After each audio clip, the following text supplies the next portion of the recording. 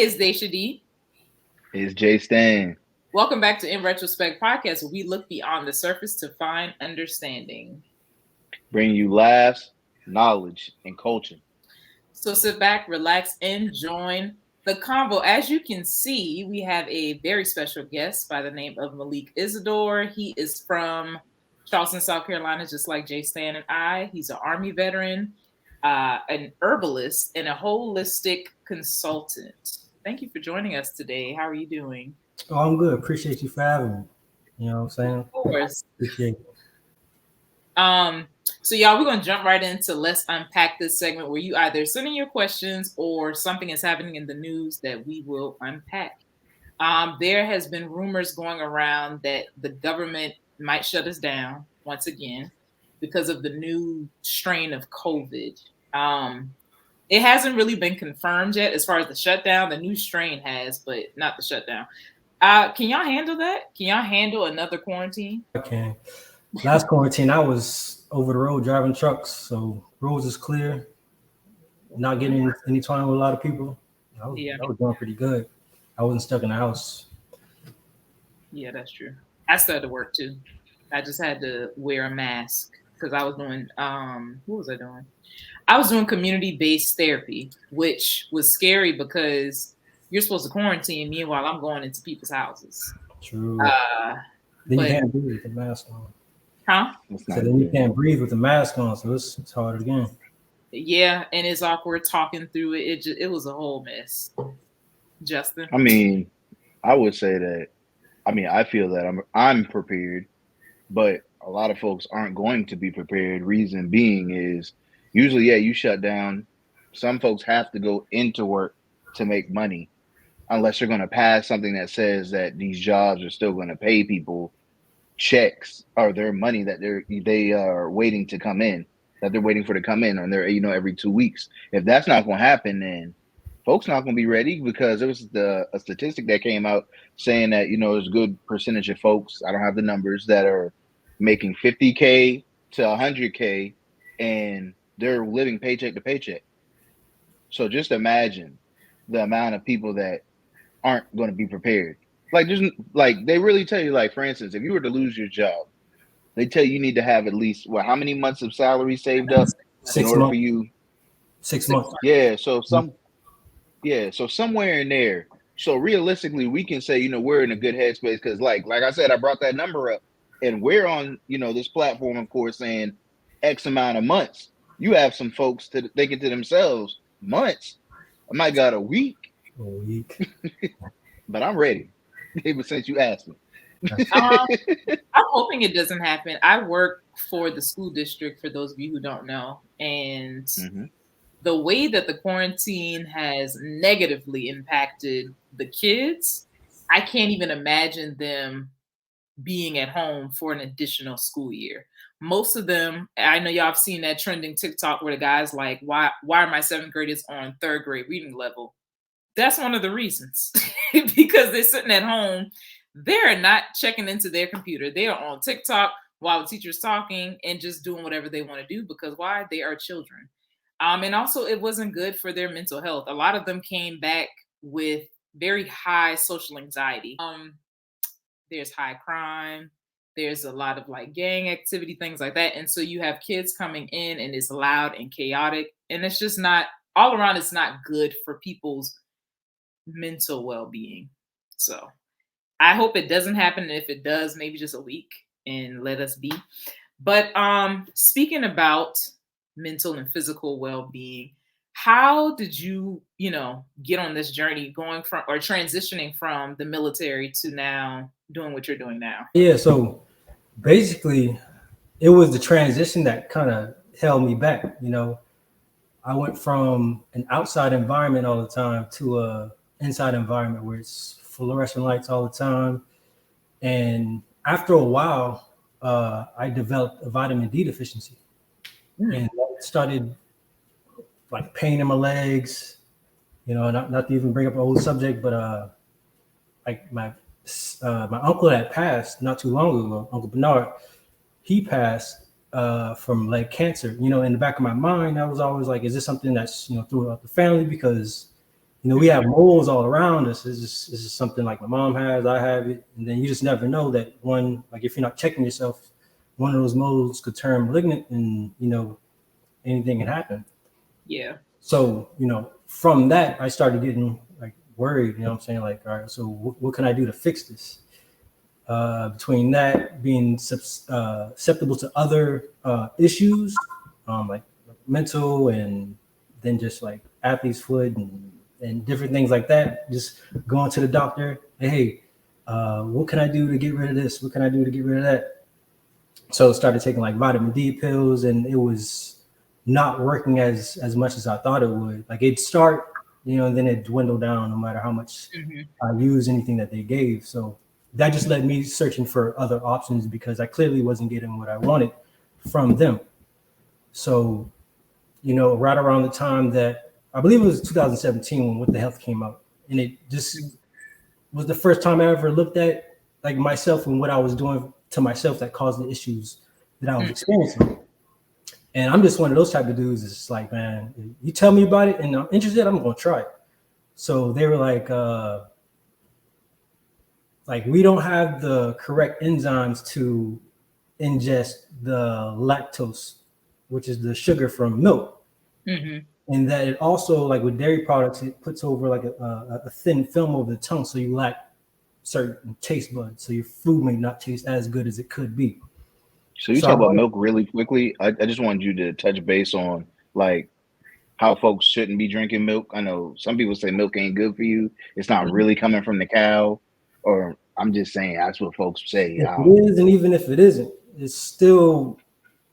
I mean, you weren't born from a cow. Like that's another animal's milk that you drink. Another hormone, another steroid that is you're ingesting in your body, and we're wondering why we're developing so early as kids into adulthood and dealing with different issues, constipation and things of that nature. So I wouldn't advise drinking cow milk or goat's milk or anything like that. So you brought up that documentary What the Health. I have not seen it, but I'm afraid to watch it. But I will say, and they could talk about this because you mentioned how like you had some physical things going on. You went to the doctor, they prescribed medication for it. Now, here's the thing, and I do know this to be true.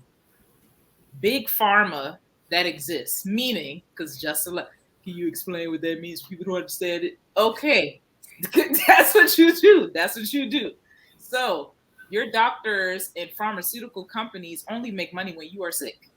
So you're going to the doctor, they're going to prescribe a medication. Sometimes those medications aren't even affordable to some people. And so then it's kind of like, what are you left to do? For example, I was prescribed a medication. When I went to go pick it up, they told me it was like $300. I said, oh, y'all can keep it. I'll figure it out. It's a synthetic form anyway. It's an extract of what you would get out of nature. Right. But I feel like not a lot of people have access to correct information because I'm an avid TikTok watcher. I don't know about y'all. And every time I scroll, people are on there saying, like one guy said, you shouldn't drink purified water. And then he went into the store and said, smart water isn't good. And all the like fancy waters aren't good. But it's like, okay, is it good enough? So what is he drinking? Right. What is he drinking? Faucet water? Faucet water? Yeah, I bet. Yeah, most of the water. Yeah, I mean, truly, it is tap water. Essentially, purified water is tap water that's been filtered out. But the only thing what's worse about it is that it takes the good and the bad. So the good minerals, along with the bad and harmful stuff that's inside the water, will basically you're just drinking fluid, and it's just going right through you. You're not absorbing anything. So yeah, go ahead. Go ahead, Justin. My bad. No. All I was going to ask about pertaining to the water was, so what truly is the best kind of water to drink? You have so many different people saying, oh, this water is good for you and this water isn't good for you. Which one is the best? Spring water. Natural spring water from the source. They have like the Mountain Valley you can find like at Whole Foods or something like that. There's the Aquapana water. It's I pretty never good. heard of that one. Yeah, it's like a clear bottle with like pink words on it. Or Aquapana. orange. Yeah, Aquapana. Okay, and when you What say makes it the best? I'm sorry. Yeah. I'm just good, Well, pH wise, and then it's being bottled from a natural source. so you said Aquapana, and what was the first one? Mountain Valley. Mountain Valley, yes. Okay, now, and this might be my social worker hat on. You said you can find it at Whole Foods, correct? Yes. Can you find them at any other store? Earth Fair. Okay, Whole Foods, Earth Fair. That's all I really got. I'm not gonna lie to you. Okay, so here's the thing. Stores like Whole Foods, Earth Fair, Publix, Trader Joe's, those that brand of stores, right, that may offer healthier options, typically are not located in areas where people are able to even afford them. True.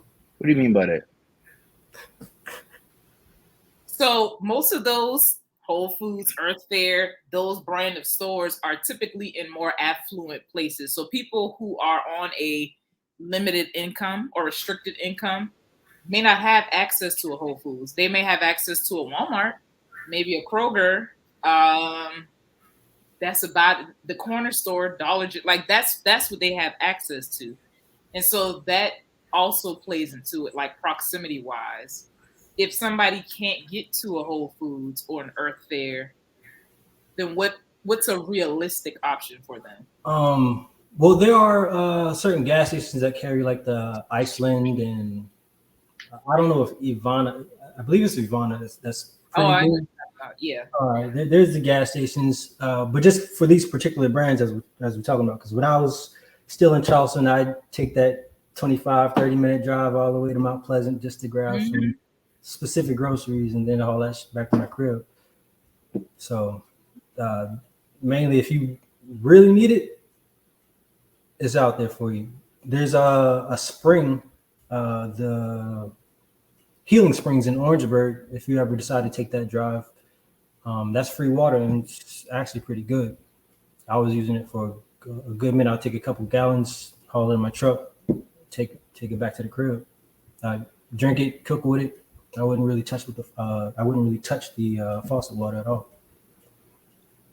Yeah. So what would you say to folks that are saying, I mean, my grandmother, my mother was raised off of eating this way or drinking this specific type of water. I was born and raised off of this diet that I've learned to love and I actually love now.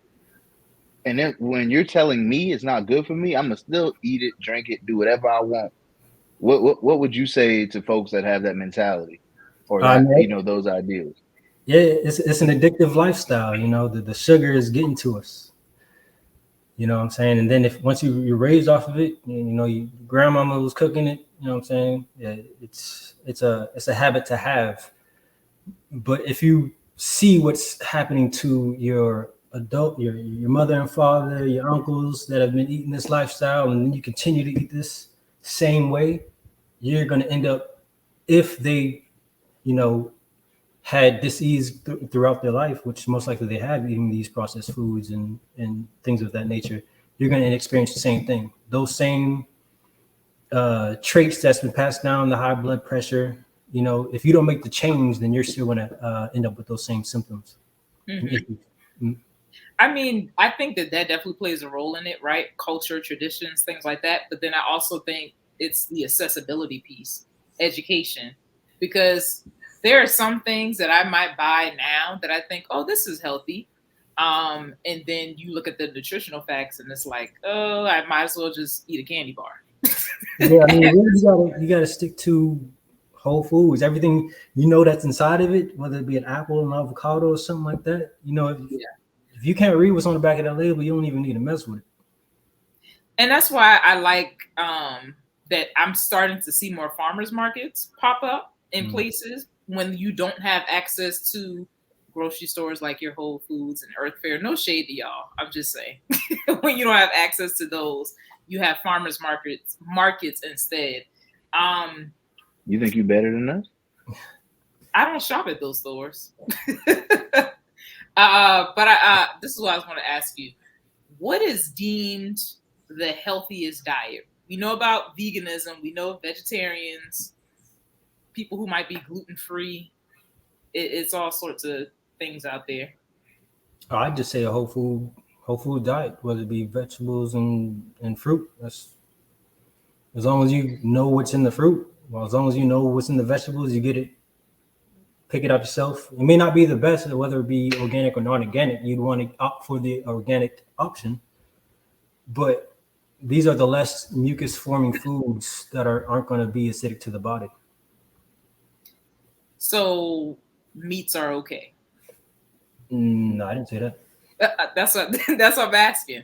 So aside from like the whole fruits and vegetables, when it comes to meat, because I know some people are like, oh, I don't eat pork, or I'm cutting back on beef. I'm just going to do chicken, which now they have lab-grown chicken, but yeah.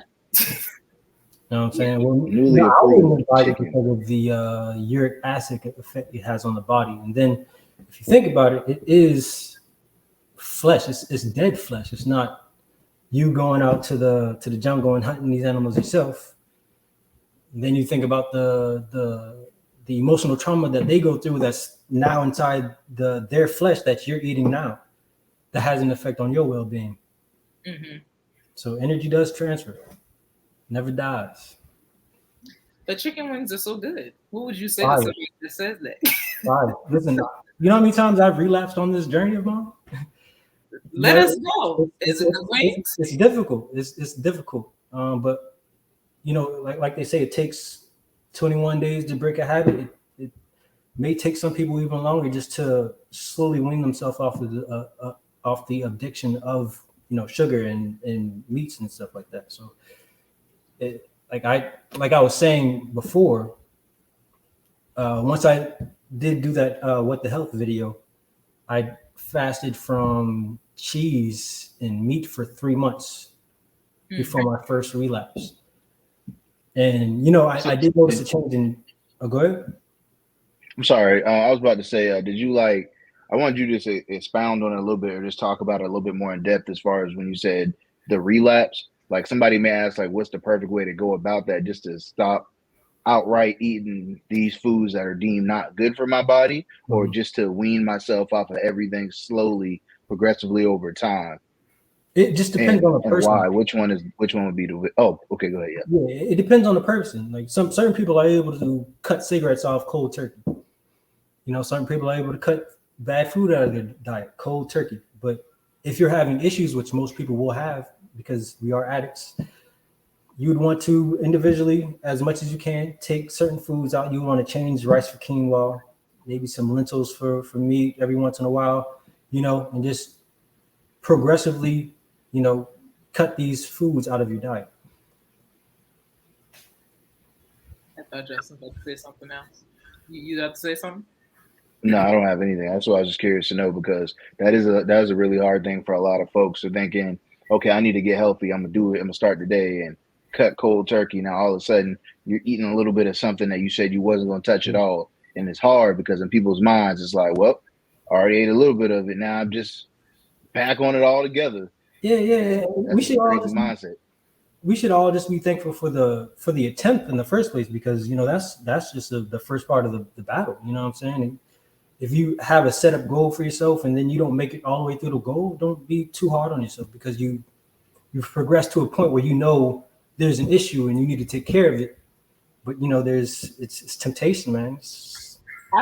That is true, because I was about to say, I think environment plays a big role in it. So me personally, when I lived in Knoxville, I was there for a little over 2 years, and no shade to Knoxville, there aren't a lot of, like, Knoxville is not a food city. That's not a place like where a foodie would go and try a bunch of places. You said Nashville? Knoxville. No, Knoxville. Yeah. Knoxville is not a foodie place, right? And I'm from Charleston. I'm used to going to a restaurant and like 9 times out of 10, it's going to be good. So being in Knoxville, it was much easier for me to like not eat out. And then I was with the trainer. It's more nature, so I can go on walks, and it's actually pretty walks because there's waterfalls and things like that. So versus when I moved to Atlanta, every street you're gonna have Jamaican, Indian, wings, burger. It's like everything is just here. And so I felt like I reverted back to what I was used to. Now I'm trying to get back on track, which I will. But all of that to say, environment definitely plays a role in it, especially like in a household. If only one person is on a diet and everybody else is going on with life as usual, you might sneak that Debbie snack just because it's there. It's at your disposure. What you about to say? Yeah. It's a social aspect of it as well, because you're going out and then you're the different one, and then you gotta see what the menu got on it beforehand, and then you might cancel on them at the last minute. So it does help when you get away from your old environment, what you're used to. That's how it is for me right now, actually. I'm sure. Knoxville is pretty. It's not, like I said, it's easier to live a healthier lifestyle there, I would say, compared to in Atlanta or Charleston. I know you hit on the social aspect too. As far as like the social aspect, do you mean like social media, interacting with people? Like what social aspect are you saying is more conducive for you to live this healthier lifestyle? Well, I was saying it was more difficult on the social level of friends. Beyond the social media, I don't really care about social media too much. Just like being able to, go out, because, we are social creatures. We want to hang with friends and meet new people at the same time. But certain aspects of this lifestyle does not allow you to indulge in, like going to the club at night, drinking liquor, and going to the Waffle House right after, you know what I'm saying? Like, so it allows you to take a step back, but at the same time, while you're going through that experience, even though you may be by yourself, or maybe the only one that's doing it at the time, there's still a multitude of benefits when trying to make yourself whole again, because you're not indulging in all those activities. Right. And would you say that information that you're receiving, right, through these like social interactions or gatherings that you attend or may go to, would you say that the misinformation that folks are running into is coming more from that, or is it coming more from the stuff that they're reading that's telling them this is the healthier choice, or is it coming from the people that they're talking to telling them like this is healthier? Yeah, more so from the information that they're getting online, and probably from what their doctors may be telling them compared to what they're actually doing, which is causing the effects that they're experiencing. So like going out and eating a lot of processed foods is causing the issue, but the lack of information is never going to spark a neuron or synapses to say like, hey, what I'm eating is currently messing me up on the inside, and it's taking effect on the physical level. Now, let's say that someone is in their 30s. They've gone their entire life with a specific type of diet. They're from the South, so we could just assume what they consume. Fried chicken. And then they get sick. Is a holistic, is a holistic type of diet, I'll say. Could that reverse some type of illness, or no, that's a wrap? No, absolutely. I mean, you get yourself, like, you eat your way into bad health, you can eat your way out of it. You know what I'm saying? It's just about having the right information for it. Now, depending on the terminal illness, whether you're like on dialysis or you're dealing with cancer, it's all depending on the person once they have the information. Because as I stated before, mentality is more than 50% of the battle. If they're at the illness phase and they feel like their doctor's telling them they're going to pass, you know what I'm saying? They probably have a lot of doubts in their mind that they're not going to make it. And are probably not going to do whatever it takes to, live. Become whole again. Yes, exactly. So that, along with bad information or lack thereof, they're in a bad state. I also say anything is reversible too, though. Reason being is you hear about all the time about folks weighing like crazy amount, like they weigh a lot. For instance, an example is like someone weighs 300 pounds. They're having all kinds of health issues. They clean up their diet, they work out more. Then all of a sudden, when they drop this weight, all the health issues that was messing with them starts to go away because all the excess weight that they had was causing all kind of issues within the body, and then they started eating cleaner. And you just hear stories about that all the time, and then all of a sudden it goes like the joints aren't hurting anymore. What you call it, whatever pain you were feeling, like anywhere, everything's just better. Like also like a big thing too that I think I just wanted us to hit on before we did get off is like what was it? Like inflammation that occurs within the body when it comes to like eating certain foods. You hear about people with acid reflux. Something else slipped my mind, but that's one of the main ones that comes to mind when it talks about like the swelling of the esophagus and the inside that you have. Like certain foods trigger certain things over a period of time, and when you start cutting back on those certain foods or portion, like you rationing like the portion sizes that you're eating, it helps in the long run. But you guys can touch base on that. I was just curious. I was going to add, but you kind of went further. People who also move out of the country and they go to other countries that actually value physical health. Those countries don't even serve the portion sizes that the U.S. does. They don't even sell certain products because it shouldn't be consumed. But the country that we live in, it's all about money, unfortunately, and so you don't really have a lot of access to what you need, whether that's proximity to certain grocery stores or just even financially. So I was going to ask you, we keep talking about misinformation and this is wrong and this is not right. Where is a general source or resource for people to go to figure out what they should be consuming for themselves? I'd say a general source, whether you know it just to be whole foods, plant-based diet, legumes, nuts and seeds, just as in knowing that our environment isn't suited to be the best version of ourselves, because we're dealing with, air pollutions, the soil's not nutrient dense as it used to be, you know what I'm saying? So dealing with those issues already, we have to, in advance, knowingly have to put ourselves in position to steer these obstacles as best as we can, right? So that being said, like we need to fast from certain things, give our bodies a break from pushing all these toxins in. We stuff so many things inside of our esophagus and belly that our bodies can no longer filter out the negative toxins that we have. So we just need to be able to give ourselves a break from it. And, just dealing with herbs in general, we don't just use herbs to heal or make ourselves whole again. We also use them as a preventative measure. So, not just taking it every time you feel like you're about to get a cold, but taking it just before the cold even comes. Like we know we're going into winter season right now.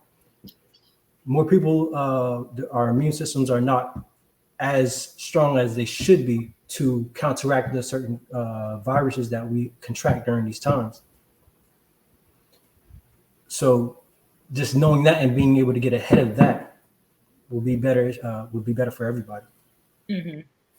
I will say, we can cut this out if you want me to. Malik did or does health assessments. And he did one for me. And one of the things that he suggested was for me to take more iron. I feel like you just looked at my fingertips like, oh yeah, you should take more iron. I was like, okay. So I bought iron.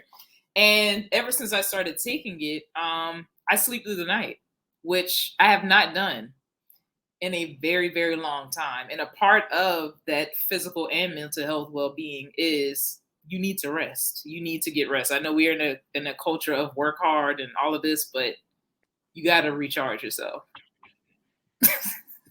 I guess. I respect that. It's real though. No, seriously, it's real. Yeah. Everybody's always trying to get to the top of whatever profession they're in, or that everybody's always trying to better themselves, which is, great.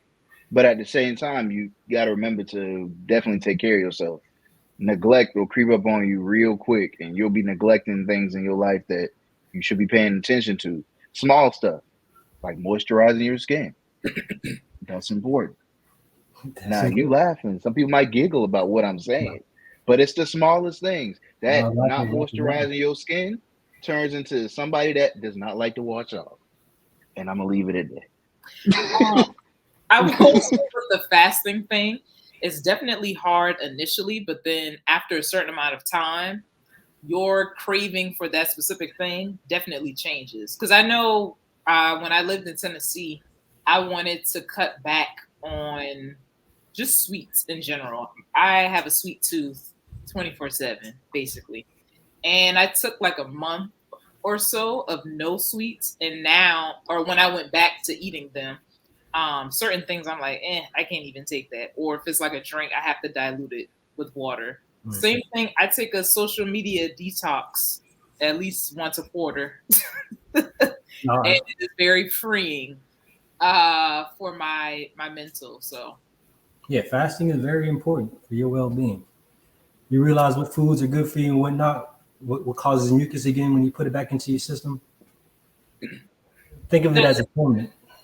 Now, is that the whole, what's his name, Dr.Sebi diet thing of the whole like not wanting to have too much mucus in your body? Yes, well, he definitely sparked the minds of a lot, especially when he came on the scene. Because when I eventually found his information, it led me to want to know more about herbs and how they would help make myself whole again. And that's when I was able to, when I searched up herbs, like what's the closest around me within the vicinity of Charleston, I found Dr.Sebi, who is my teacher. And he's on the Sacred Roots. And right now it's in Somerville off of Bacon's Bridge Road. So ever since I met him, I've been taking this class almost 2 years, since 2021 to 2023. And the wealth of knowledge that I've gained from him has definitely set myself on track and the people that I continue to encounter. So I'm very, very, very thankful. Now, weed is an herb, right? Marijuana is an herb. Yes. What would you say to people who said, well, you said that this is good for me, I should still be able to smoke this? Is it good for you? Is it good for your system? Not in the way that we tend to abuse it, and not by burning it. It does change chemical structures and is more harmful to the body once ingested. We shouldn't be inhaling fire. Mm-hmm. And I know I'm saying this, but I'm usually a smoker myself. So maybe not right now because I'm driving and I'm on the road a lot, but yeah, it's just not every day. Every day, like you're never going to give yourself a chance to breathe. You need your lungs to pull in oxygen and exit the carbon dioxide. So, if that's not working efficiently, then, you're not going to be able to, the rest of your body is going to take a negative effect. So, I mean, better eat it or just make it as a tea, but not everybody's going to listen. I'd say stop using those wraps, that leaf stuff, the tobacco stuff is bad. Just stick to J's, or. I don't know nothing about that. Or, I guess that some people use pipes and use the long the long candle, so the fire doesn't hit you as hard. Uh-huh. So it's like a slow burn, slow smoke. Just okay. That's mainly it. Justin? Too much of anything isn't good for you. That's all I have. Well said and simple. Yeah. But there are certain things, obviously, you want to stay away from. Did you not take the DARE courses in school? Oh, you talking to me? Yeah. Why are you putting me on the spot about school? Because you just said too much of anything. I'm just asking. Anyway, you said it was called Sacred Roots? Yeah, Sacred Roots. Okay, so what services do they offer services, Sacred Roots? Yes, he is a master herbalist. Dr.Sebi, he is a master herbalist. He's a holistic consultation. You can get consultations. You can get all the herbs you need. He's a Reiki teacher as well. Oh, Reiki. The Reiki, yes. Yeah. That's basically all I know of. I think that's more the ballpark that I'm in right now is meditation. Like I feel like that's what I do. The food part, I'm slowly working towards it, but for whatever reason, meditation and Reiki and all of that kind of stuff, I don't know. It was easier to convert to. Yes, so he does give out certifications. So he teaches, he's accredited. So he teaches Reiki and holistic health as well. You can get a dual certification now if you go on his website, sacredroots.com. Yes. Now, do you offer any services to people who might be interested? I'm offering information currently to those that are looking for it. I don't have anything set up right now. I do have a website on the way. I'm scared I haven't hit publish on the website yet, but it's actually made. It's supposed to be a blog and a site that you can purchase things from. Okay, right so now, go ahead. No, go ahead. Oh, I was like, right now I'm in the place where I plan on distributing herbs in the near future, but I'm not in a rush. I'm basically just still gaining more knowledge, compared to like my master teacher and others that are out there spreading the word. I have a good base of knowledge that can help anybody out, but in terms of having a lot of experiencing and having it down in my head, I'm still working towards that to be more efficient, to become a more master herbalist, to where I see myself being. Okay, I was about to say, don't let the imposter syndrome creep in. No, I ain't scared. I just know there's levels to this. You know what I'm saying? Yeah. There's levels to this. So whenever you do post that, if I see it or you let us know, I'll make sure to put it in the description box so people can, go there and get some information. Oh, absolutely. I appreciate it. Yeah. Other than that, I'll probably just post it on my Facebook page. Okay. That's really all I got right now. Yeah. Good old Facebook. Yeah. True. Justice. Oh, no. I have nothing. Yeah. It's a lot. Sometimes you just got to pause and just process everything that's been discussed today and just, take it all in and then try to apply what you can to everyday life is basically all that I have in my final thoughts on everything that we've discussed so far. Don't let it overwhelm you. Just try to add one thing to your life or take away one thing out of your life that you shouldn't be doing. Add one thing at a time and just do it that way. That works best for me personally, but do what works best for you. I think my takeaway would be, of course, we need more education, but I think a start could definitely be watching What the Health on Netflix. Most people have Netflix at this point. I don't know. Is it on any other streaming platforms? I'm not sure. Okay. Well, Google is free. So I think the start would be to watch that just to kind of get background information as to why this is bad versus someone else telling you, hey, don't eat this, eat that instead. I will say, though, there is a documentary I've seen that's really good called Soul Food Junkie. I don't remember which platform it's on, but I think if you're a Black person, that one might appeal a little more to you. Thank you, Malik, for joining us today, giving us information. Okay. I have been Dashia D. And I've been JStan. Join us every other Friday at noon. And always remember to like, comment, and subscribe.